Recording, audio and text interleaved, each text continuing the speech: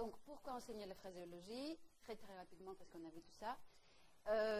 J'ai pris l'exemple, en fait j'ai pris plutôt l'argumentation des nations. Je ne sais pas si vous connaissez Nation, c'est un linguiste qui travaille beaucoup sur l'acquisition du lexique, un spécialiste, qui en fait dit que pour connaître un mot, j'ai mis entre parenthèses les termes en anglais, parce que comme je traduis de l'anglais et je ne suis pas certaine de ma traduction, je voulais vous donner les termes vraiment d'origine pour savoir, pour que vous puissiez vérifier si c'est bien traduit ou pas.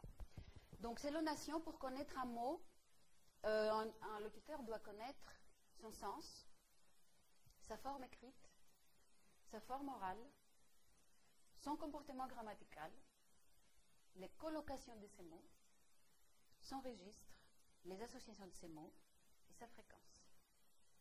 Donc, vous voyez, je considère que, parmi tout ce qu'on avait vu hier en ce qui concerne le CSRL, qui reste très vague, certainement, c'est pour noter les copies de vos apprenants, mais si on ne donne pas les outils aux apprenants, pas aux apprenants, aux enseignants, comment on peut le faire?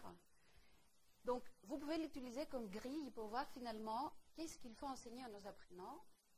Entre autres, on pourra dire qu'un apprenant, ou même un locuteur natif, quand il dit que je parle ou je connais un mot, il doit connaître tout ça. Évidemment, les collocations de ces mots-là, dans les sens de collocation, on met tout dedans, expression figée, tout ça. Et pas seulement la grammaire, pas seulement la forme écrite, pas les comportements sémantiques, etc. Donc, c'est pour ça déjà on considère que, c'est pour ça que j'appelle ça la nature complexe du lexique. Parce que c'est complexe, il faut l'enseigner. Ce n'est pas parce que c'est complexe qu'il faut ne pas l'enseigner. Fermer les yeux et dire, oh ben c'est pas grave, hein. Si je dois déjà faire tout ça, c'est déjà très compliqué. Tout ce qui est collocation et combinatoire, je la laisse de côté, ce n'est pas grave. Les étudiants, quand ils seront plus avancés, ils verront eux-mêmes. Ce n'est pas comme ça que ça marche, il faut faire ça assez tôt. Donc des arguments pour, c'est parce que justement, comme on avait vu avant, la phraséologie fait partie de la compétence lexicale. Et là-dedans, j'ai mis la sociolinguistique, la sémantique et la pragmatique. La phraséologie fait partie de l'analyse complète du lexique d'une langue. C'est pour ça que je fais référence à la diapo précédente.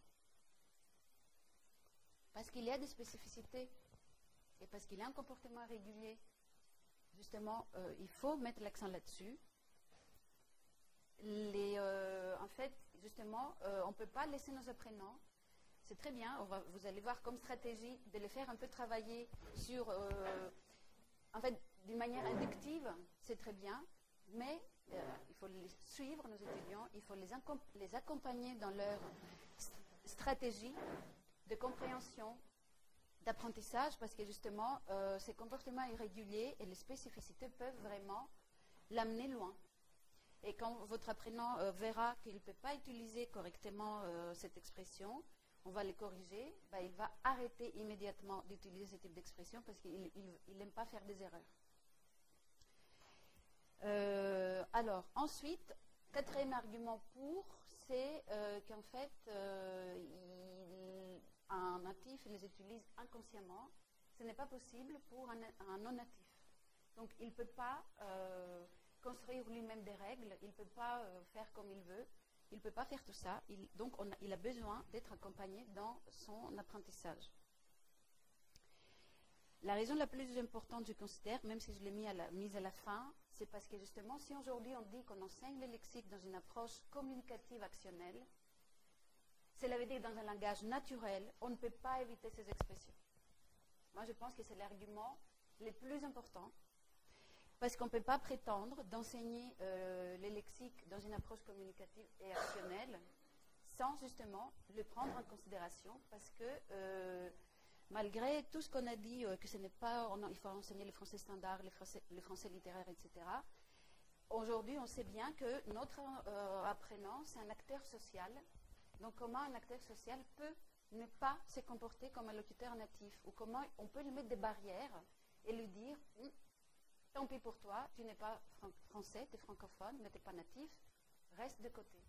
Pas seulement pour ça, mais si on lui demande de faire des tâches, d'accomplir des tâches, quand il va en fait collaborer ou travailler ensemble avec d'autres apprenants où il va demander de l'aide ou des informations à des natifs, ben, il verra tout de suite qu'ils ne parlent pas comme eux.